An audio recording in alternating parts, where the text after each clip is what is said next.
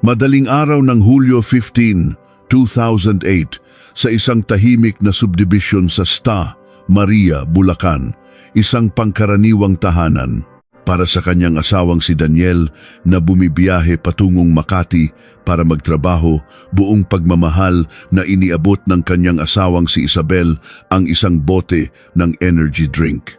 "Ingat ka sa biyahe, mahal. I love you," aniya. Yun na pala ang mga huling salitang maririnig ni Daniel mula sa kanyang asawa. Makalipas ang isang oras, sumalpok ang kotse ni Daniel sa guardrail ng North Luzon Expressway, NLEX. Hindi na siya kailanman nakauwi. Sa eksena ng aksidente, ang larawan ng isang batang biyuda na humahagulgol at nawawalan ng malay ay nagpaiyak sa lahat ng kanilang mga kapitbahay. Walang sinuman ang nagduda sa kanya. Sa katunayan, hindi nila kayang pagdudahan siya. Siya ay kilala bilang isang mabuting may bahay at isang mapagmahal na asawa. Ngunit ang hindi natin alam ay ang nakakakilabot na senaryo sa likod ng mga luhang iyon. Ang perpektong krimen ay tila nagtagumpay. Subalit makalipas ang 5 taon, isang luma at maalikabok na computer CPU ang magbubukas sa kahon ni Pandora. Matapos ma-recover ang data mula sa hard disk nito, natuklasan sa pinakailalim na bahagi nito ang isang search history na ginawa bago pa man maaksidente ang asawa, isang talaan ng mga salitang tila humuhula sa kanyang kamatayan. Isang digital na talaan na nagbabadya ng kamatayan at isang nag-iisang larawan mula sa isang alumni homecoming na aksidenteng natagpuan. Ang mga ito ang nagsimulang magpabagsak sa pader ng mga kasinungalingan na maingat na itinayo. Sa isang panahon na wala pang mga CCTV sa bawat kanto at wala pang smartphone location tracking, ito ang kwento ng pinakamalupit na pagtataksil na isinagawa sa ngalan ng pag-ibig. Ano nga ba talaga ang laman ng energy drink na iniabot ng asawa? At sino ang misteryosong insurance agent na palaging umaaligid sa kanya? Ito ang talaan ng sandaling ang pag-ibig ay naging purong pagkasuklam. Magsisimula na ang kwento ng araw na iyon. Setyembre 2013, sa isang hapon na may matinding sikat ng araw sa Sta, Maria, Bulacan, sa isang maliit at lumang computer repair shop na nakatago sa isang eskinita, ang tanging maririnig ay ang maingay na ugong ng isang dekuryenteng bentilador. Si Jose Joey Cruz, 28 anyos, ay malalim na nakaupo sa kanyang silya, nakatitig sa monitor na nasisinagan ng ilaw ng fluorescent lamp habang umiikot ang alikabok sa hangin. Pabalik-balik ang pag-click niya sa mouse habang bumubulong sa sarili. Naku naman, bakit ang bagal ng PC na to? Nakakainis. Ang desktop computer na kanyang inaayos ay ipinadala 2 araw na ang nakalipas ni Isabel Santos, ang biyuda na 5 taon nang namumuhay mag-isa matapos mamatayan ng asawa. Sa isang blankong ekspresyon, iniabot ni Isabel ang lumang CPU at nakiusap na i-recover lamang ang mga nascan na dokumento ng lupa na kailangan niya para sa paghahanda sa kanyang paglipat ng bahay. Habang iniikot ang naninigas na leeg, mabilis na sinuri ni Joey ang listahan ng mga na-recover na file, mga scan ng titulo ng lupa, kopya ng mga kontrata at mga kupas na larawan. Ang mga dokumentong hinihiling ng kliyente ay matagumpay namang na-recover. Ngunit habang nag-i-scroll, biglang natigilan ang kanyang daliri. "Ano to?" bulong niya sa sarili habang inilalapit ang mukha sa monitor. Internet search history, Hulyo 2008. Nang walang anumang pag-iisip, dinoble-click niya ang folder. Sa sandaling makita niya ang mga text file sa loob, nanlaki ang kanyang mga mata at tila siya'y kinapos ng hininga. Nakasulat doon ang mga sumusunod na parirala. Epekto ng sobrang dosis ng sleeping pills. Aksidente dahil sa antok sa pagmamaneho. Pagmamana ng lupa kapag namatay ang asawa. Biglang napatayo si Joey mula sa kanyang upuan, kasabay ng pagdaloy ng malamig na pawis sa kanyang likuran. Hawak ang nanginginig na kamay sa mouse, muli niyang tiningnan ang petsa ng search history. Hulyo 5, 2008. Teka, bulong niya habang lumulunok. Hindi ba't sinabi ni Aling Isabel na namatay ang asawa niya sa car accident 5 taon na ang nakalipas? Naalala niya ang kwento tungkol sa batang biyuda. Mabilis niyang kinuha ang kanyang smartphone at hinanap. Daniel Reyes, NLX, accident 2008. Ilang sandali lang, lumabas ang isang maikling balita. Isang 32 taong gulang na lalaki ang namatay noong Hulyo 15, 2008 matapos sumalpok sa guardrail dahil umano sa pag-idlip habang nagmamaneho.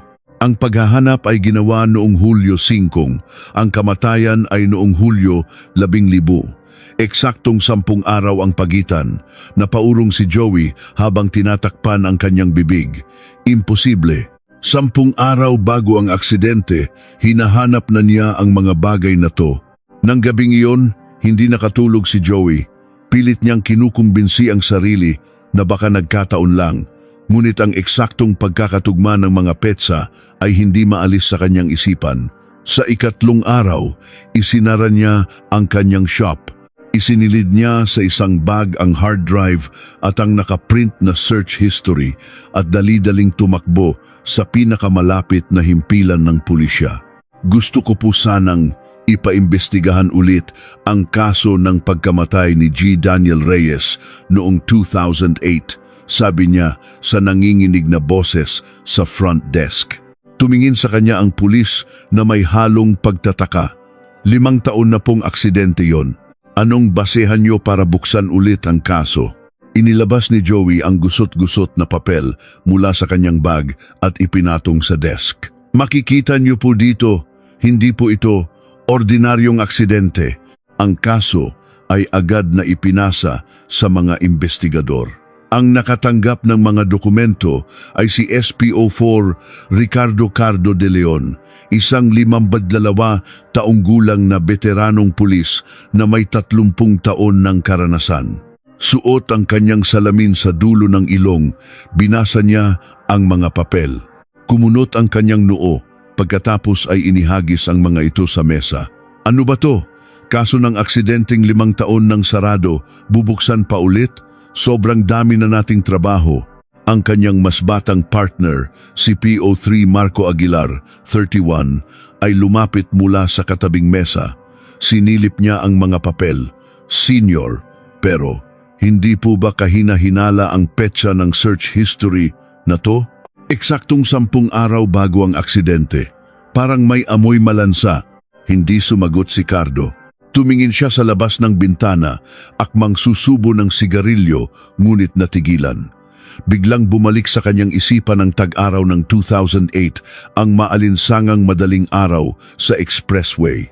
Ang wasak na sasakyan, ang walang buhay na lalaki sa driver's seat, at ang imahe ng asawang humahagulgol pagdating sa lugar ng aksidente.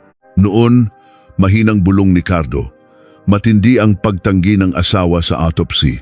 Nanlaki ang mga mata ni Marco. Senior, kayo po ba ang nagresponde sa kasong yon? Dahan-dahang tumango si Cardo. Oo, dahil sa mariing pagtutol ng pamilya, hindi na namin itinuloy. Wala rin namang nakitang foul play.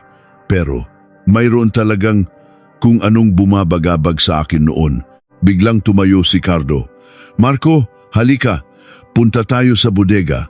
Hahalungkatin natin ang lahat ng record mula Hulyo 2008. Bumaba ang 2 detective sa maalikabok na basement ng istasyon. Pagkatapos ng matagal na paghahalungkat sa mga bunton ng kahon, natagpuan din nila ang file ng mga aksidente sa kalsada noong 2008. Binuklat ni Cardo ang luma at naninilaw na folder. Nakasulat, Biktima, Daniel Reyes. Sanhi ng kamatayan, drowsy driving. Asawa, Isabel Santos. Pagtanggi sa autopsy, walang isinagawang autopsy. Dinilaan niya ang kanyang daliri habang binubuklat ang mga pahina. Natagpuan niya ang isang dokumento mula sa isang insurance company, Death Benefit, PHP 1,000,000. Beneficiary, Isabel Santos. Payment completed. Paglipat niya sa susunod na pahina, natigilan siya. Sa personal information sheet ng biktima nakasulat, ari-arian, lupa sa sta. Maria, Bulacan, 1,000 square meters. Co-owned with spouse. Napapikit si Cardo.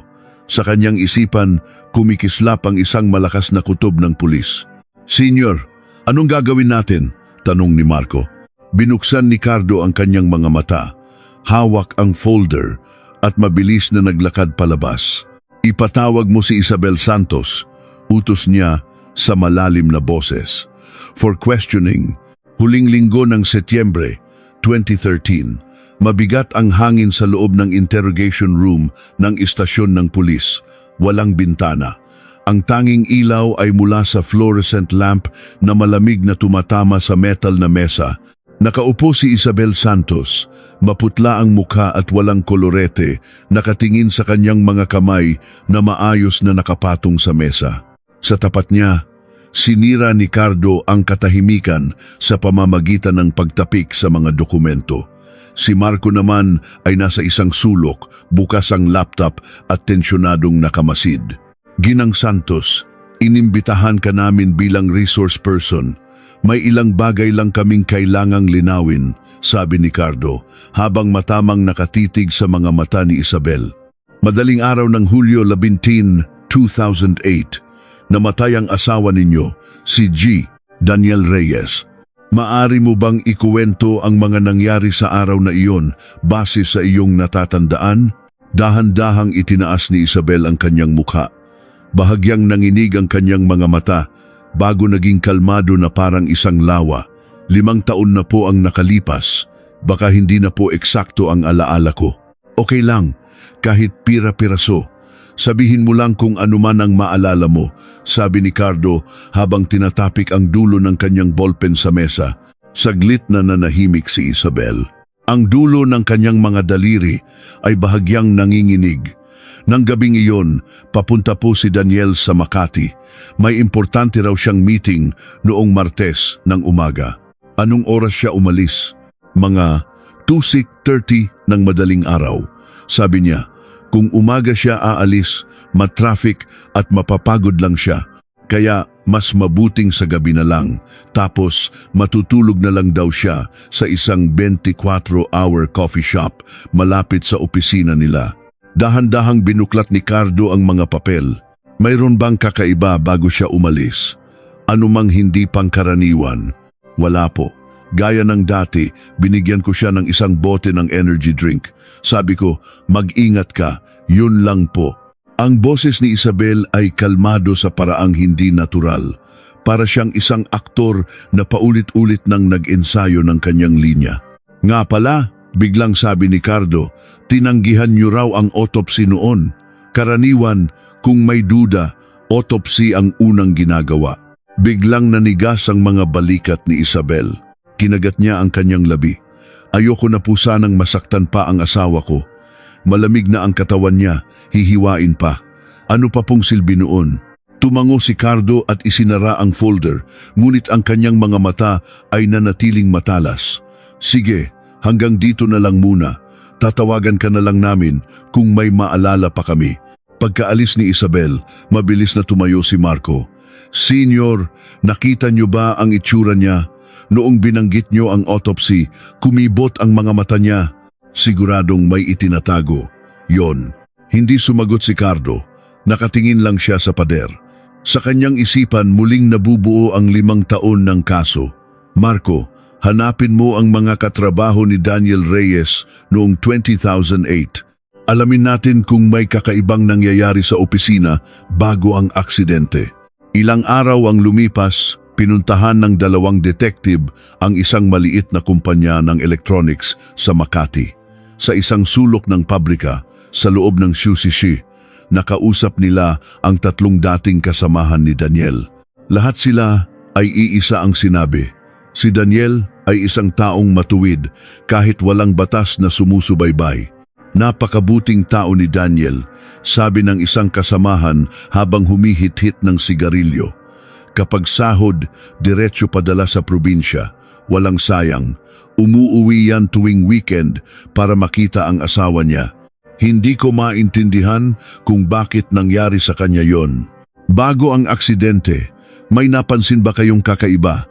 Problema sa pera o kahit ano? Tanong ni Cardo. Nagkatinginan ng mga kasamahan, umiling. Sa sandaling iyon, bumukas ang pinto at pumasok ang isang lalaki, si Mang Ben, mga 40 anyos, nakasuot ng maduming uniforme. Mga sir, kayo ba yung mga pulis na nag-iimbestiga sa kaso ni Daniel? Oo, kami nga. Bakit? Sagot ni Cardo. Ako po si Ben. Kasama ko po sa trabaho si Daniel noon. Parang kapatid ko na yon. Umupo si Ben. Hindi ko alam kung importante to, pero mga 1 linggo bago ang aksidente, may nakita akong kakaiba. Nagningning ang mga mata ni Cardo. Anong kakaiba? Lunch break.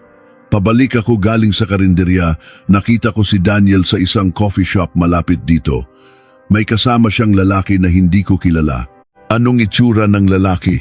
Tanong ni Cardo. Mga early 30s siguro. Maayos manamit, nakasuit, may mga papeles sa mesa, parang may ipinapaliwanag kay Daniel. Si Daniel naman, tango lang ng tango, tapos pumirma. Mukha bang insurance agent? Ngayong sinabi niyo. Ganoon nga ang dating niya, parang may kinukuhang insurance si Daniel. Nagkatinginan sina Cardo at Marco. Mabilis na isinulat ni Marco ang lahat sa kanyang kuwaderno. Kinabukasan, bumalik sila sa Sta, Maria, Bulacan. Sa paligid ng bahay ni Isabel, puro mga lumang bahay at mababang bakod ang makikita.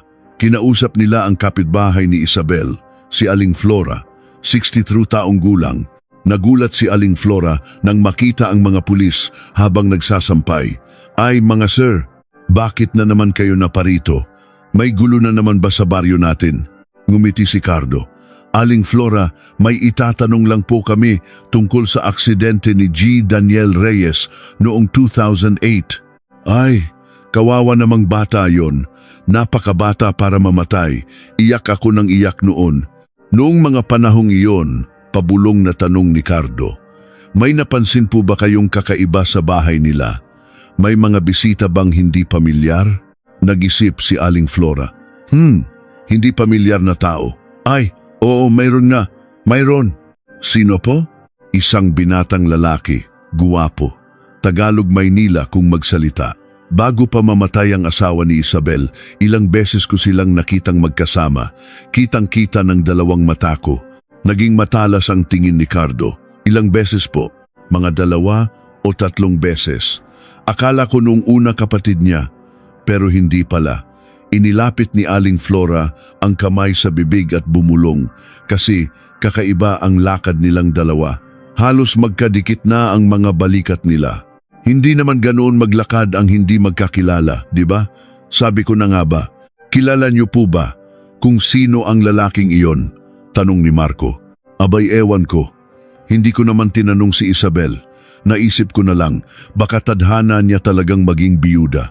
Pagbalik sa istasyon, ipinatawag ulit ni Cardo si Isabel.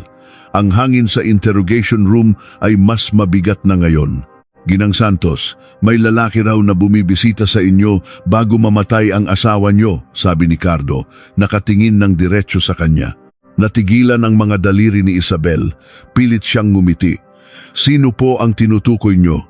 Kitang-kita raw ng kapitbahay nyo. Isang binatang lalaki mula Maynila. Mukha raw kayong masyadong malapit sa isa't isa. Kinagat ni Isabel ang kanyang labi. Sa isang saglit, nag-alinlangan ang kanyang mga mata. Pagkaraan ng ilang segundo, nagsalita siya. Siya po ba? Insurance agent po. Yon ang asawa ko. Insurance agent? Opo. Ilang beses siyang pumunta para ihatid ang mga dokumento ng insurance na kinuha ni Daniel. Yun lang po, totoo po. Hindi inalis ni Cardo ang kanyang tingin. Hindi rin nagpatinag si Isabel, ngunit hindi nakaligtas sa mata ng veteranong pulis ang pamumula ng kanyang mukha. Kinabukasan, agad na humingi ng impormasyon si Cardo mula sa insurance company tungkol sa pulisiya ni Daniel Reyes. Nang dumating ang mga dokumento, isang pangalan ang agad na nakakuha ng kanyang pansin. Insurance agent Leo Martinez, affiliation ex-insurance agency, Quezon City. Ginuyumos ni Cardo ang papel. Marco, ihanda mo ang sasakyan. Pupunta tayo ng Maynila. Gusto kong makita ang pagmumukha ng Leo Martinez na to. Oktubre 2013. Sa isang lumang gusali sa Quezon City, ang pasilyo ay amoy kulob at sigarilyo. Sa dulo nito, isang maliit na acrylic sign ang nakasabit, Leo Martinez, insurance agent. Pagpasok ni Cardo at Marco, isang masikip na opisina ang tumambad sa kanila. 2 mesa, isang lumang sofa at mga kupas na poster ng insurance. Ang lalaking nakaupo ay tumingala, si Leo Martinez. Salungat sa itsura ng opisina, maayos ang kanyang buhok at plansado ang kanyang damit. Welcome po. Insurance po ba ang kailangan ninyo? Sabi niya na may peking ngiti. Inilabas ni Cardo ang kanyang police badge. Pulis, ikaw ba si Leo Martinez? Nawala ang ngiti ni Leo, ngunit mabilis ding bumalik. Opo, ako nga. Ano po ang maitutulong ko sa pulisya? Umupo si Cardo. Noong 2008, ikaw ang nag-asikaso ng insurance ni Daniel Reyes, tama? Natatandaan mo pa ba? Daniel Reyes? Nagkunwaring nag-isip si Leo. 5 taon na po yon. Medyo malabo na po. Marami po kasi akong kliyente. Kumuha siya ng isang maalikabok na folder mula sa drawer. Eto po, Daniel Reyes. Kumuha ng life insurance noong Disyembre 2007. Death benefit, PHP 2011. Alam mo bang namatay siya sa aksidente noong Hulyo 2008? Opo, nabalitaan ko. Nakaprocess po kasi ang claim. Tinitigan ni Cardo si Leo. Ano ang relasyon mo sa asawa niyang si Isabel Santos? Relasyon? Kliyente ko lang po ang asawa niya. Nakita ko lang po siya ng ilang beses. Ganun lang ba? Giit ni Cardo. Natatandaan ka ng kapitbahay nila para ka raw sariling bahay kung pumasok doon. Bagyang kumibot ang kilay ni Leo. Yun po ba? Kasi po, mahirap ang delivery ng sulat sa probinsya, kaya minsan ako na po mismo ang naghahatid ng dokumento. Serbisyo lang po. Serbisyo? Sabat ni Marco. Sabi po ng kapitbahay, halos magkadikit kayo kung maglakad, sobrang lapit para sa isang serbisyo lang. Biglang lumamig ang ekspresyon ni Leo. Baka naman namalikmata lang ang matanda, trabaho lang po ang sa amin. Tumayo si Cardo. Sige, hanggang dito na lang muna. Pero tandaan mo Leo, ang alaala habang pilit mong tinatago, lalong lumilinaw. Sa kotse pabalik, seryoso ang mukha ni Cardo. Senior, sigurado akong itim yon, sabi ni Marco. Nakita niyo ba ang reaksyon niya noong nabanggit ang kapitbahay? Sinungaling. Hindi lang yon simpleng relasyon ng ahente at kliyente, sabi ni Cardo habang humahataw sa manibela. Halongkatin niyo ang nakaraan nilang dalawa. Nang gabing iyon, sa harap ng computer sa istasyon, habang kumakain ng instant noodles, sinuri ni Marco ang background ng dalawa. Isabel Santos, ipinanganak, 1979, Bayan, Sta, Maria, Bulacan. Leo Martinez, ipinanganak, 1977, Bayan, Sta, Maria, Bulacan. Natigilan si Marco.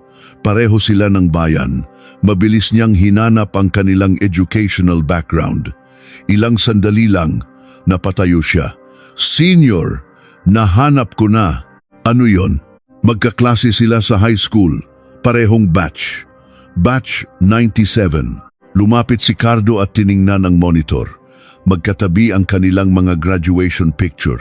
So hindi sila nagkataon lang na nagkita. Kinabukasan, nalaman ni Marco na nagkaroon ng alumni homecoming ang kanilang eskwelahan noong taglagas ng 2007.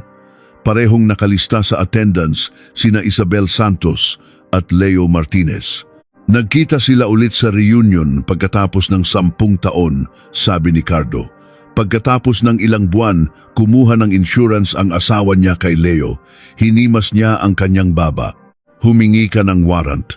Kunin natin ang call records nila noong Hunyo at Hulyo 2008. Pagkalipas ng 1 linggo, dumating ang warrant. Habang sinusuri ang napakaraming data na panganga si Marco, "Senior, tingnan niyo to. Grabe." Inabot niya kay Cardo ang isang makapal na printout. Ang call logs ni na Isabel at Leo noong Hunyo at Hulyo 2008 ay punong-puno. Araw-araw, higit 5 beses silang nagtatawagan, umaga't gabi, bukod pa sa daan-daang text messages. "Hindi to usapang trabaho," sabi ni Cardo. "Kalokohan to." Itinuro ni Marco ang isang bahagi na minarkahan niya. Ito ang pinakamatindi. Hulyo 11, 3:07 ng madaling araw. 3 segment 20 AM. Ang aksidente ay 4 AM, sabi ni Cardo. Eksaktong 45 minuto bago ang aksidente, tumawag si Isabel kay Leo. 30 segundo ang itinigal. Ibinagsak ni Cardo ang mga papel sa mesa. Habang nakapikit, unti-unting nabubuo ang puzzle sa kanyang isipan. Kinabukasan, muling nakaupo si Isabel sa interrogation room. Walang imik na inilatag ni Cardo ang call records sa harap niya. "Ginang Santos, sabi niyo, insurance agent niyo lang si G. Martinez, trabaho lang." Nang makita ni Isabel ang mga papel, nanginig ang kanyang mga mata na parang nilindol. "Ano to?" malamig na tanong ni Cardo. "Call records ninyo noong tag-araw ng 2008. 5 tawag sa isang araw, daan-daang text. Ganyan na baka close ang mga kliyente at ahente ngayon?" Kinagat ni Isabel ang kanyang labi. Namula ang kanyang mukha. Itinuro ni Cardo ang naka-highlight na linya. At eto, Hulyo 15, 3:27 ng madaling araw. 45 minuto bago maaksidente ang asawa niyo, tumawag ka kay Leo. "Anong meron?" "Nagtanong ka ba tungkol sa insurance sa gitna ng gabi?" Nanginginig ang mga balikat ni Isabel. Pagkaraan ng mahabang katahimikan, yumuko siya at bumulong. "May relasyon po kami." "Relasyon?" "Opo, kabet niya po ako." Ikinuwento niya ang tungkol sa kanilang muling pagkikita sa reunion, kung paano nabuhay ang dati niyang pagtingin. "Kung ganoon, bakit ka tumawag sa kanya bago mamatay ang asawa mo?" tanong ni Cardo. "Para mag-I love you?" "Hindi po. Tinecheck ko lang po kung nakaalis na ang asawa ko. Nag-aalala po ako kasi umuulan." "Bakit mo i-check sa kabit mo ang kalagayan ng asawa mo? Sa tingin mo, maniniwala kami dyan?" Hindi na nakasagot si Isabel. "Sige," sabi ni Cardo. "Hanggang dito na lang muna. Pag-isipan mong mabuti ang isasagot mo sa susunod." Pagkaalis ni Isabel, tinanong ni Marco, "Senior, naniniwala kayo? Nag-aalala raw sa asawa, kaya tumawag sa kabit." "Kalokohan," sagot ni Cardo. "May mas malaki pa siyang itinatago." Gitnang Oktubre, 2013, tumunog ang telepono sa istasyon. Nang sagutin ni Cardo, isang boses na tila binago ng makina ang narinig niya. "Si SPO4 De Leon po ba? To? Ako nga. Sino to? Hindi na po mahalaga. May gusto lang po akong sabihin. Suriin ninyo ang lahat ng insurance policy na ginawa ni Leo Martinez mula 2007 hanggang 2009. Mapapansin ninyo na marami sa mga kliyente niya ang namatay agad pagkatapos kumuha ng insurance." "Anong ibig mong sabihin?" "Hanggang dyan na lang po ang masasabi ko." Biglang pinatay ang tawag. Agad na kumilos si Cardo. Humingi sila ng tulong sa Insurance Commission para suriin ang lahat ng record ni Leo. Ilang araw ang lumipas, dumating ang isang makapal na sobre. "Senior, totoo nga," sabi ni Marco habang binubuklat ang mga papel. Mula 2007 hanggang 2009, may 3 kaso, kasama na si Daniel Reyes, na namatay ang kliyente, wala pang 1 taon matapos kumuha ng insurance kay Leo. 3? Opo. Noong 2007, isang 50 anyos na lalaki nahulog sa bundok. Noong 2009, isang 40 anyos na babae nalunod sa isang fish pond. At parehong hindi in autopsy? Tanong ni Cardo. "Opo, Senior. Parehong tumanggi ang pamilya. Hindi to simpleng insurance fraud," bulong ni Cardo. Amoy serial killing to. I-report mo sa itaas. Kailangan natin ng tulong mula sa Camp Crame. Kinabukasan, inaprubahan ng isang joint operation. Makalipas ang 2 araw, dumating si Major David Ilustre mula sa CIDG, isang eksperto sa insurance fraud. SPO4 de Leon, bati niya. Nakita ko na ang mga files. Itong si Leo Martinez, napakadelikado. Ibinuklat ni Major Ilustre ang kanyang mga papeles. Sinuri ko ang bank records niya. Sa lahat ng 3 kaso, pagkatapos matanggap ng beneficiary ang pera, may malaking halaga ng cash na wini-withdraw. Sa kaso ni Daniel Reyes, nag-withdraw si Isabel Santos ng 5 milyong piso, cash. 5 milyon? Oo. At sa tingin ko, 99% na napunta yon sa bulsa ni Leo bilang kickback. So, plinano nila ang lahat, sabi ni Cardo. Pinatay ang biktima, kinuha ang insurance at pinaghatian. Ang tanong, sabi ni Major Ilustre, paano sila namatay ng ganoon kabilis? Masyadong perpekto ang timing para maging aksidente. Nagdesisyon si Cardo, baguhin ang status ni Isabel Santos. Mula resource person, gawin na siyang suspect. Humingi ka na ng arrest warrant. Ilang araw ang lumipas, inaresto si Isabel. Ngunit pagdating sa kulungan, kumuha siya ng abogado at nanahimik. Magsasalita lang po ako kapag nandito na ang abogado ko. Nang tila mabablangko na ang investigasyon, isang di inaasahang balita ang dumating mula sa Camp Crame, SPO4 de Leon. Sumuko si Leo Martinez. Inaamin niya ang lahat sa kaso ni Daniel Reyes. Mabilis na nagpunta sina Cardo at Marco sa Crame. Sa interrogation room, kalmadong nakaupo si Leo. Sumuko ka raw, sabi ni Cardo. Opo. Ako po ang pumatay kay Daniel Reyes, mahinahong sagot ni Leo. Ako lang po ang may gawa ng lahat. Walang alam si Isabel, biktima lang siya. Naningkit ang mga mata ni Cardo. Paano mo ginawa? Gabi ng Hulyo, Labanda Patapunt, 2008. Pumasok ako sa bahay nila. Nilagyan ko ng sleeping pills ang energy drink na iinumin ni Daniel. Tulog si Isabel, kaya hindi niya napansin. Masyadong perpekto ang kuwento ni Leo. Masyado siyang kalmado. Marco, bulong ni Cardo paglabas nila. I-check mo ang alibi ni Leo noong Hulyo. Afartin, alamin mo kung talaga bang nasa Bulacan siya ng gabing yon. Makalipas ang 2 araw, bumalik si Marco na may dalang balita. Senior, nagsisinungaling siya.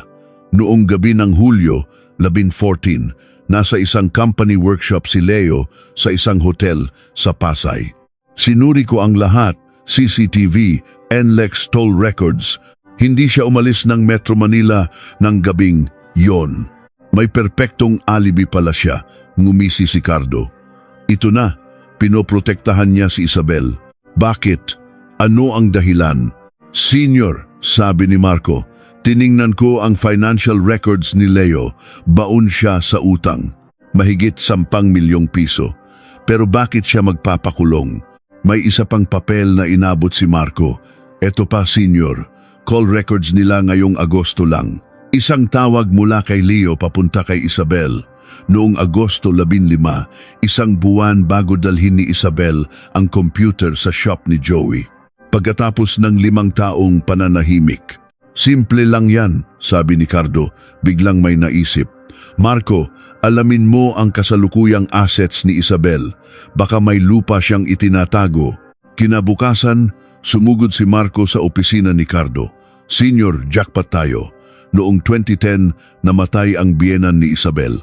Ang 1,000 square meter na lupa sa Sta, Maria, ay naipamana sa kanya ng buo.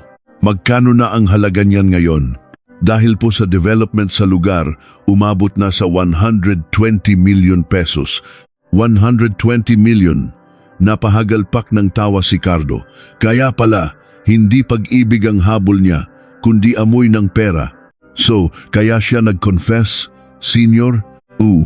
Kapag nahatulan si Isabel, mawawala sa kanya ang mana. Kaya kailangang mapawalang sala si Isabel para makuha ang lupa. May kasunduan sila. Ako ang makukulong. Paglabas ko, bayaran mo utang ko at bigyan mo ako ng parte. Ganoon. Pag-ibig na naging negosyo, bulong ni Cardo. Marco, ipatawag mo silang dalawa sa piskalya. Parehong araw, parehong oras. Siguraduhin mong magkakasalubong sila sa hallway.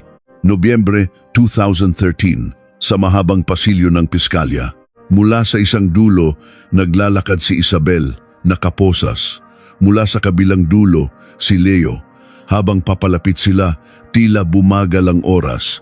Nagtama ang kanilang mga mata. 1 segundo, 2 segundo.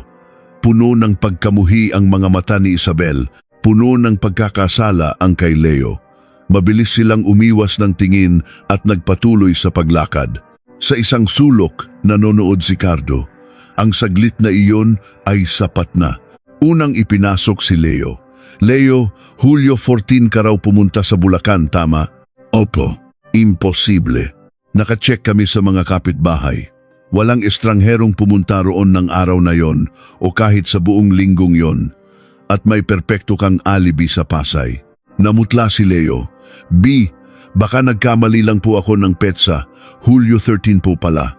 Hulyo 13, tumawa si Cardo. Wala ring nakakita sa'yo. Hanggang kailan mo babaguhin ang kwento mo? Aminin mo na, hindi ikaw ang naglagay ng gamot, di ba? Matagal na katahimikan. Sa wakas, bumagsak si Leo. Hindi po ako, si Isabel po. Siya ang gumawa. Bakit ka nagsinungaling? Nangako po siya sa akin. Sabi niya, ibebenta niya ang lupa at bibigyan niya ako ng 50 milyon kapag ako ang nakulong.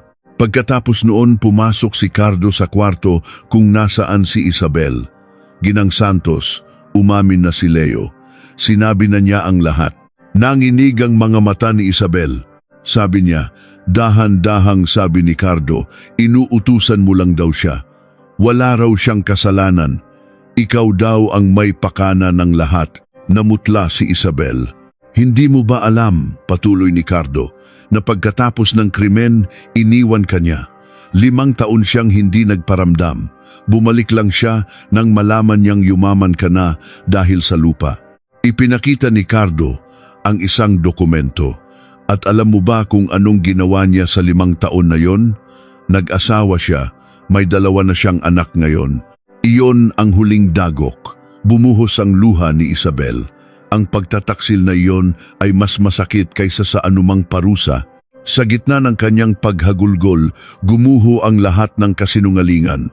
Sige na po, sabi niya sa basag na boses. Sasabihin ko na po ang lahat. At ikinuwento niya ang lahat mula sa reunion, sa unti-unting pagkalunod sa isang ipinagbabawal na pag-ibig, sa mga pangako ng isang bagong buhay, hanggang sa gabing inabot niya ang energy drink na may kasamang 4 na dinurog na tableta ng sleeping pills. Ikinuwento niya kung paanong bago umalis ang kanyang asawa, hinawakan nito ang kanyang kamay at sinabing, sa susunod na linggo, punta na tayo sa OBGYN ha. Gusto ko nang maging isang mabuting ama. Ikinuwento niya ang tawag kay Leo. Nakaalis na siya, bulong niya sa telepono at ang kasunod na balita ng aksidente sa NLEX. At ang pagtanggi sa autopsy, hindi dahil sa pagmamahal, kundi dahil sa takot. Lahat po ng iyon ay kasinungalingan, umiiyak na sabi niya, lahat. Marso 2014. Sa isang korte, ang nasasakdal na si Isabel Santos ay hinahatulan ng 15 taong pagkakakulong. Ang nasasakdal na si Leo Martinez ay hinahatulan ng 12 taong pagkakakulong. Hindi kumilos si Isabel, napatingala lang si Leo sa kisame. Ilang buwan nang lumipas, ang computer shop ni Joey ay mayroon ng for rent sign. Nilayasan na siya ng mga kapitbahay dahil sa pagiging pakialamero. Sa isang maliit na bar, umiinom sina Cardo at Marco. Senior, tapos na ang kaso. Bakit ganyan pa rin ang itsura nyo? Ewan ko, sagot ni Cardo habang umiinom ng beer. Nahuli natin ang mga salarin pero parang walang nanalo, lahat talo. Napabuntong hininga siya, si Daniel Reyes. Walang dumadalaw sa puntod, makapal na ang alikabok, ang lupa, sa sta. Maria, Bulacan ay naibenta sa isang auction sa halagang 150 milyong piso. Ngayon, isang 3 palapag na commercial building na ang nakatayo roon, kumikinang ang mga ilaw sa gabi. Walang sino man sa mga taong pumapasok doon ang nakakaalam sa madugong kuwentong nakabaon sa ilalim nito. At sa malamig na selda ng kulungan, tuwing sasapit ang Hulyo 15, hindi kumakain si Isabel Santos. Nakahiga lang siya, nakatitig sa kulay abong kisame. Sa kanyang mga pisngi, tahimik na dumadaloy ang mga luha. Walang kahit isang taong dumadalaw sa kanya. Lumipas ang panahon, retirado na si SPO4 Cardo de Leon. Paminsan-minsan, kapag bumibiyahe siya panorte, sinasadya niyang dumaan sa NLEX, malapit sa kilometro 87. Ang guardrail ay bago na. Ang lahat ng bakas ng trahedya ay nabura na ng ulan at panahon. Habang minamasdan ang mga sasakyang mabilis na dumaraan, bumubulong siya sa sarili. Daniel, sana mas payapa ka na dyan. Dito, magulo pa rin. Ang malungkot na huling paglalakbay ng isang 32 taong gulang na lalaki na nangarap maging isang mabuting ama ay tuluyan ng isinara, isang pahina na lamang sa maalikabok na talaan ng isang krimen.